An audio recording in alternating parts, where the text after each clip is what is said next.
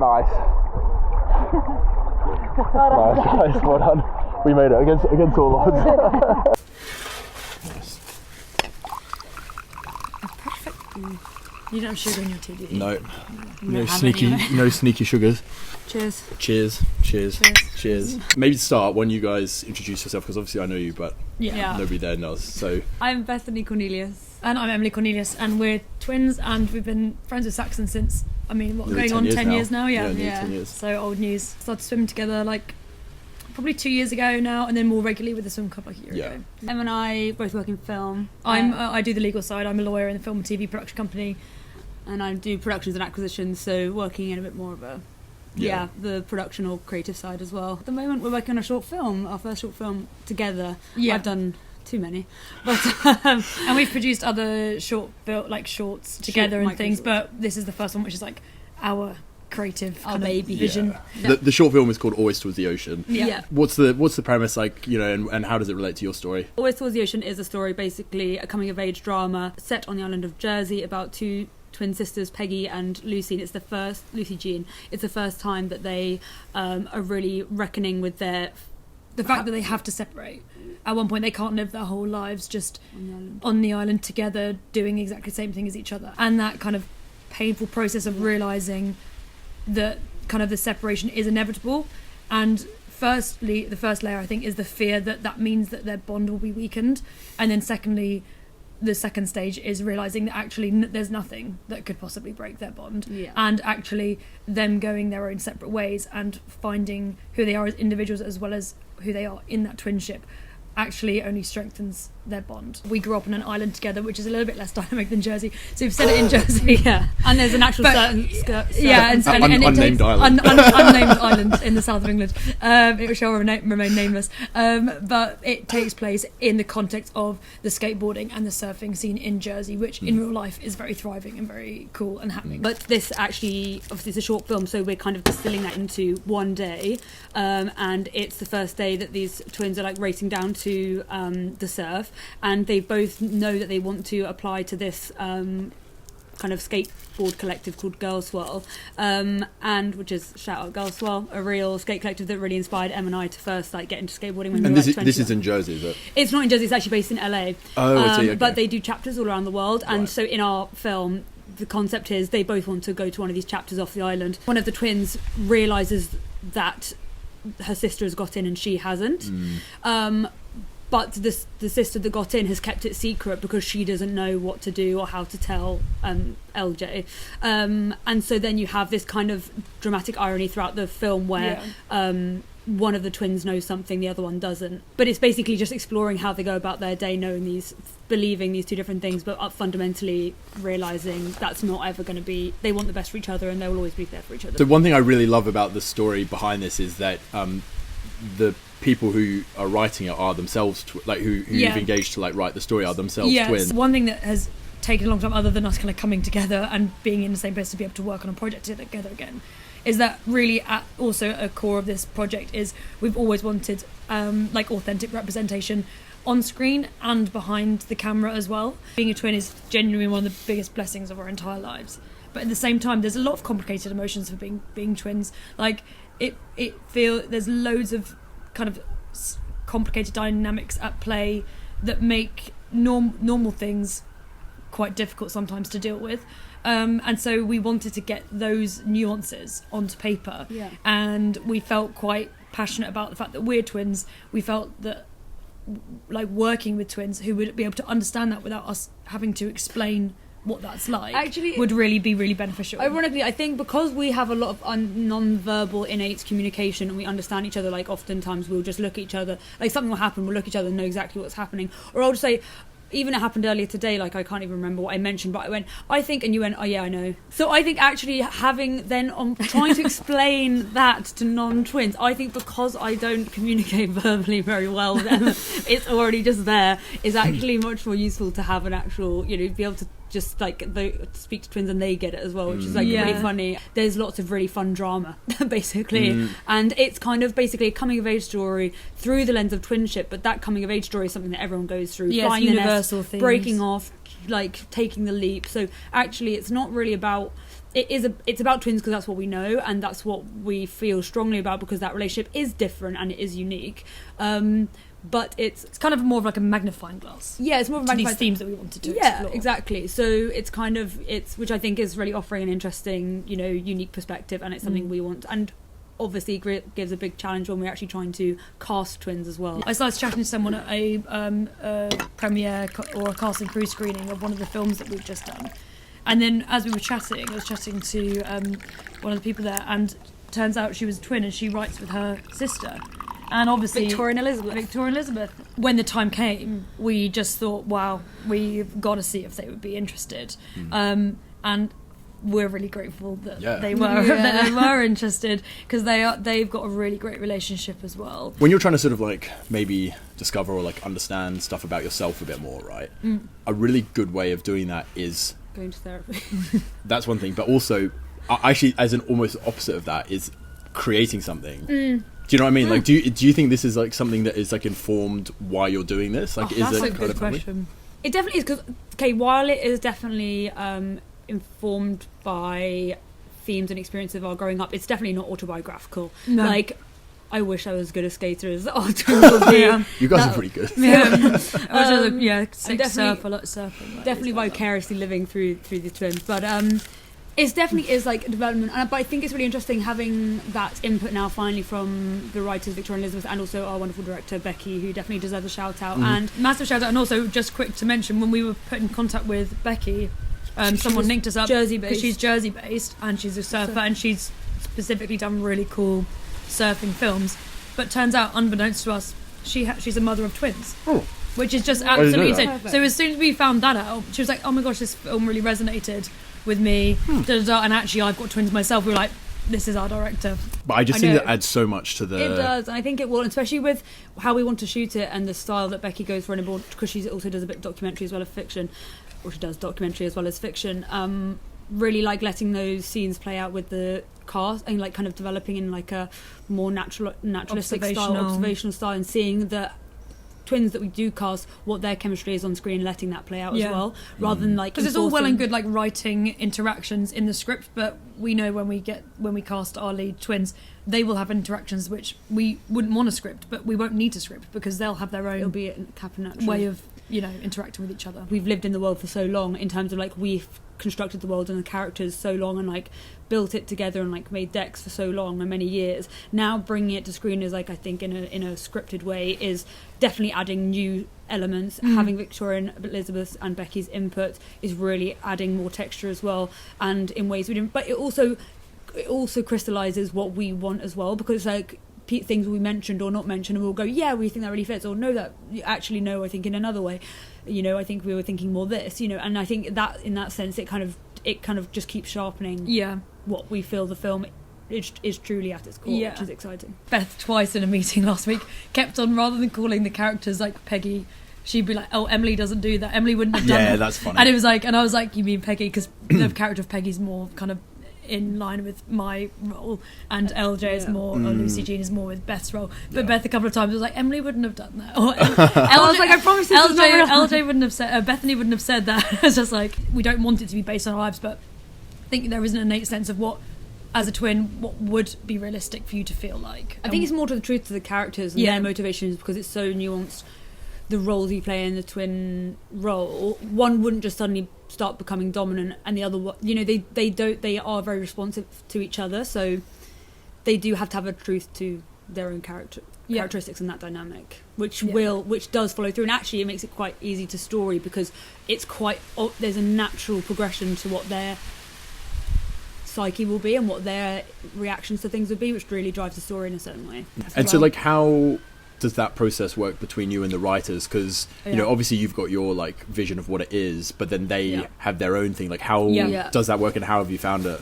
Because it's an original idea and it's so close to our hearts and experiences, and based on that, and we developed this together for 3 or 4 years before, or 5 years even, before we even brought kind of other team members on, and in that sense it's a lot closer to something that I feel more, ownership's the wrong word, but you know, I feel more passionately about where I feel the characters kind of should exist in the world. Sometimes we've done projects where it's not at all, but you're there as the producer, and there's creative. You got to keep it on the creative tracks, but you're not the one driving the vision behind it. Really, honestly, this project is very much a collaboration between all 5 of us. Yeah, I have to say, I think that's why it's also taking us time to get people on board, the right people, because we really do need people that are buying into the vision that we and the world that we've created, and then kind of building it. Then we're building the story and narrative together from there, if that makes sense. And I think that's where Becky, Victoria and Elizabeth have really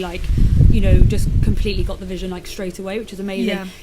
And as a result of this, we had versions of the scripts before, which writers have helped us with, but this time we basically went back to the drawing board. We had these synopses, worlds and characters, and we basically together had multiple sessions around building out beat sheets basically for what we think the script should be. And we wanted to give Victoria and Elizabeth the kind of space to see kind of where they felt their interest lay within those worlds. They just really got the vision immediately as soon as we went to script. It was just they just delivered something really fantastic. Yeah. What's a beat sheet? A beat sheet is basically beating out the story beats, basically. So it's more than just it's not just first act, second act, third act. It's kind of the little bits in between. So it'll be each emotional beat, basically. One thing that I think is really nice about this project, and I'm going to tie it back to the swim club, is that I think it's really nice to be in London, or meeting lots of new people, lots of different people in different areas, but actually there's quite a lot of creative people in there, in the group, who've been able to kind of chat to, and who are interested in obviously us hearing their experiences, and vice versa.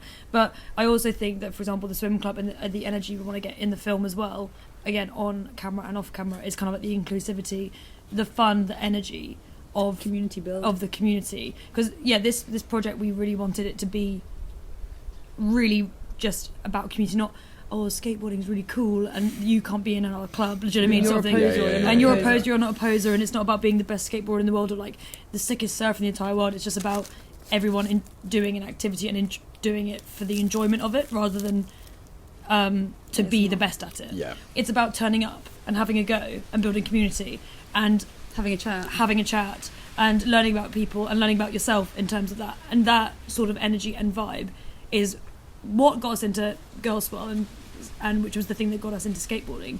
But that's that exact value. It's that exact value, and holding out for the right people, because they're going to tell this story in the best way. It pays off massively. Yeah. I mean, I think that's a good lesson for life in general. Yeah.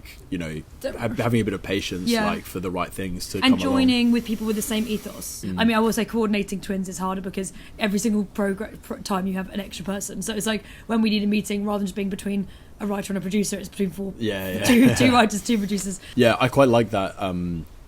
Because that's something I think about a lot. Is these sort of things that skateboarding, for example, or surfing. It's that sort of generally, or they can very quickly fall into that too cool for school type. We can, you can't type thing. I have very little time for it. It's a bit eye rolly. It's extremely eye rolly, and it's very what's silly is really gatekeepy, and it's just why are you gatekeeping it? It's literally the ocean.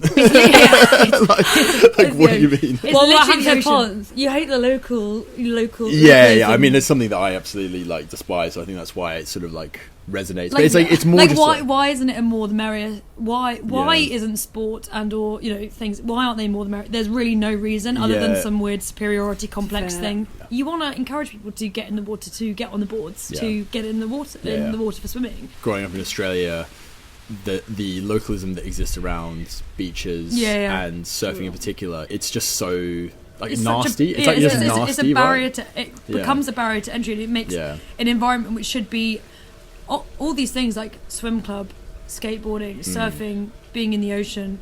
It should be being good for your mind and body and soul, and it creates this almost intimidation sometimes. Yeah, which is just, again, I don't totally get that. I could easily go swimming not in the swim club. Yeah, I choose to come to us. You're lucky to have us. I most certainly am. But I think that draws us back every single time is there is literally zero pressures there. It literally is more the merrier there for a good time. You even say you can come to the swim and not swim. Just come and watch. Just come and have a chat. Come and have a chat. Have a chat and pass it on answer, and Yeah. you're welcome to, and like it's all kosher, it's all groovy. Girl Swell is like this really amazing community, so definitely go check them out. They're based in Venice, California, which is obviously the hometown of Dogtown, and Z Boys, which is, you know, Stacey Peralta, Tony Alva, you know, they kind of Jay Adams, all the Peggy Oki, who Peggy is named after. Yeah.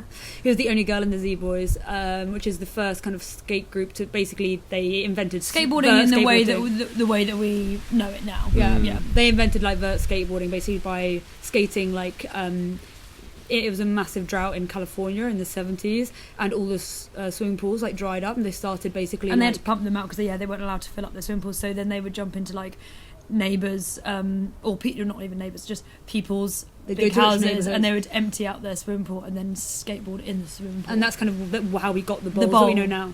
The other thing just to add as well with the skateboarding is that we were going to have different types of skateboarding in it, but the skateboarding that Girl Swell kind of are particularly good at, and why it ties into more of the surfing community, is it's called surf skating, which is also what we carverboards, which is more like carverboards, so it's like surf training. And again, that kind of ties into, it kind of was what the skateboarders in Venice, like in the 70s, Lords of Dogtown, like Dogtown vibes, they when it was flat on the surf, they still wanted to practice their kind of surfing and tricks and things like that, which is when they started developing kind of that style. But then Carver, because they were all surfers before. Yeah, they were all surfers first and foremost, actually. And then Carver kind of boards came along, and they started really developing technology for like skate surfing. It looks very cinematic, which is quite nice, because we've seen skateboarding films before, but like urban, but this is more urban, much more coastal, much more coastal. I'm imagining like, you know, sun's going down, like a long windy road, and it's just sort of going crisscrossing down like that. I'm imagining that Jersey was quite an obvious choice to film this. Is that true, or did it require some deliberation? Because as the pre-existing infrastructure of like, you know, the skateboarding and surfing scene, as you said, you've been there, and if you haven't been there, it's the best kept secret in the whole of the British Isles. It's literally so good. Like, love Cornwall, but actually, if you're in London, it's easier to get to Jersey than it is to get to Cornwall. So much easier. The light you get there is just it's a crime not to film it. There's definitely like a real boom in the creative industry there, and also going back to saying wanting to have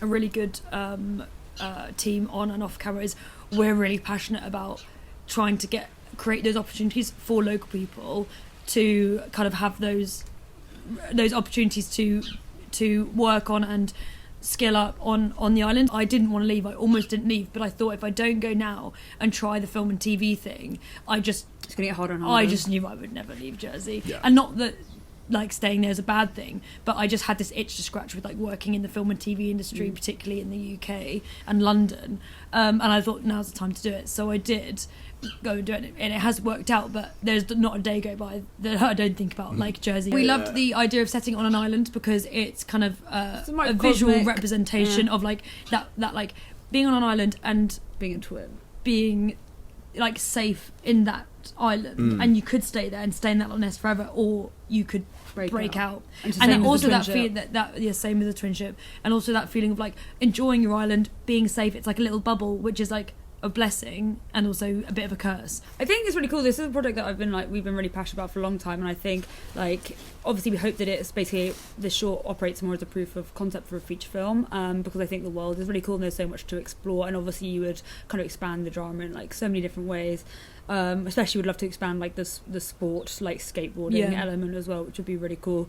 And we're really grateful. It seems to be really landing with people. Like, we've had a lot of really good feedback that is so nice, encouraging.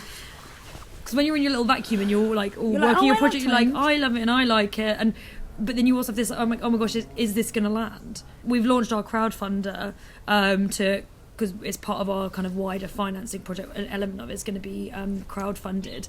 And like, number one, we've had really generous donations already, and we're actually blown away by the support. But also just like the words of encouragement from people has been like really amazing, and people commenting and like going out of their way to send messages, and like people who we love their work of, musicians, DOPs, you know, crew, have reached out to us and said, this looks cool, let me know when Yeah. you're crewing up, I'd love to be involved. And It's this really is just cool. a baby version of it. Like, I really hope we get to make the feature. Yeah. Like, Yeah. I just think the feature's going to be sick, and like the short should be sick. So yeah.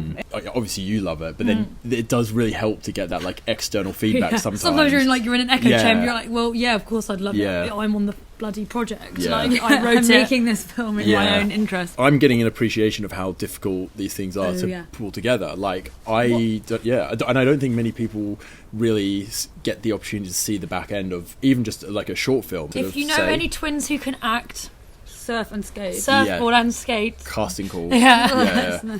then hit us up. No, joking. We've got a casting call out. We've got an absolutely fantastic casting director, Ray, and she's working on it, and it's going to be great. But you know, it can always help because we need people to know. a set of twins who can pass for basically between the ages of 16 and 21, roughly that.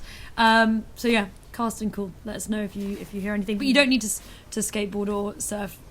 We'll figure that out a bit afterwards. Just act a bit. Do you want to say the bit about your fundraiser and where people can Yeah. find, like how you're doing the crowdfunder and like where people Yeah. can find it if they'd like to contribute? So yeah, we have a crowdfunder as part of our finance plan, and it's live till 22nd of November. We really appreciate any shares, donations, any love, likes, all of that, comments. It'll be really, really helpful. If we don't hit our target, we don't get any of it. So please. There's also reward tiers, so depending how much you donate, you get various things. So check those out as well, and it does include some Watermelon merch Yeah. if you're generous enough. So if that's If not that a is an reason, incentive if enough. that is an incentive, then we're doomed. Cool, So, amazing. George, should we Thank do you that so again? much, everyone. Yeah, thanks for listening, everyone. Thank you. This is the first one of Thanks, hopefully Zach. a series of these. So thank you guys for taking the time to do this. Thank you, Pleasure. Saxon. That was lovely. That's actually really good proof of concept.